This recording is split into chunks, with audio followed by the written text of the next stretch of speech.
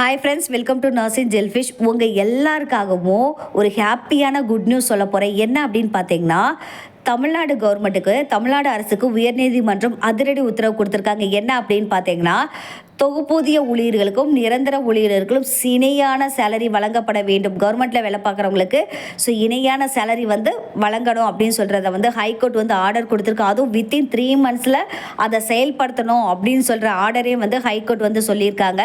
என்னன்னு பார்க்கலாம்.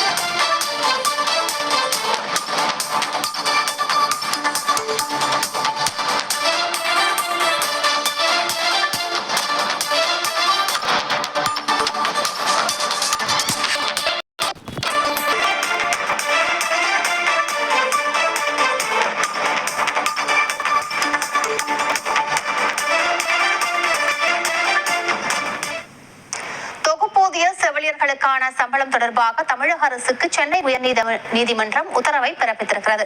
கூடுதல் விவரங்களை செய்தியாளர் சுரேஷ் வழங்கி கேட்கலாம். சுரேஷ், வணக்கம். இந்த வழக்கின் முழு பின்னணி. தமிழகத்துல 2015 அரசு மருத்துவமனைகள்ல தொகுப்பூதிய அடிப்படையில 10,000 செவிலியர்கள் நியமிக்கப்பட்டார்கள்.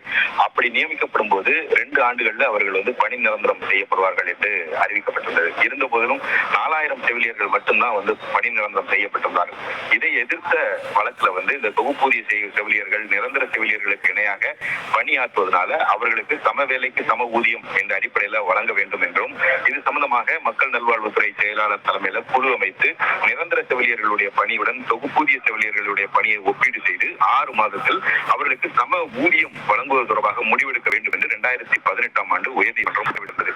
இந்த உத்தரவை அமல்படுத்தாததனால அரசுக்கு எதிராக நீதிமன்றம் இந்த 2 தரப்பினரும், அதாவது தொகுப்பூதிய செவிலியர்களும் சரி, நிரந்தர செவிலியர்களும் சொந்தமாக ஆய்வு செய்து அளிக்க ஓய்வு பெற்ற நீதிபதிகள் பார்த்திபன் மற்றும் பாரதிதாசன் அடங்கிய குழுவை அமைத்து உயர்நீதிமன்றம் உத்தரவிட்டது. இந்த வழக்கை நீதிபதிகள் ஆர் சுப்பிரமணியன் மற்றும் பி டி ஆஷா அடங்கிய அமர்வு விசாரித்தது.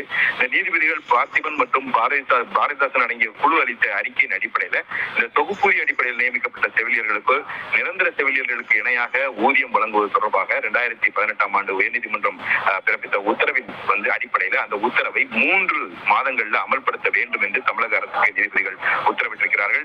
தற்போதைக்கு இந்த நீதிமன்ற அவமதிப்பு வழக்கை முடித்து வைப்பதாக குறிப்பிட்ட நீதிபதிகள் இந்த உத்தரவை அமல்படுத்தாவிட்டால் இந்த நீதிமன்ற அவமதிப்பு வழக்கு மீண்டும் விசாரணைக்கு எடுக்கப்படும் என்றும் நீதிபதிகள் தங்கள் உத்தரவில் சுட்டிக்காட்டியிருக்கிறார்கள்.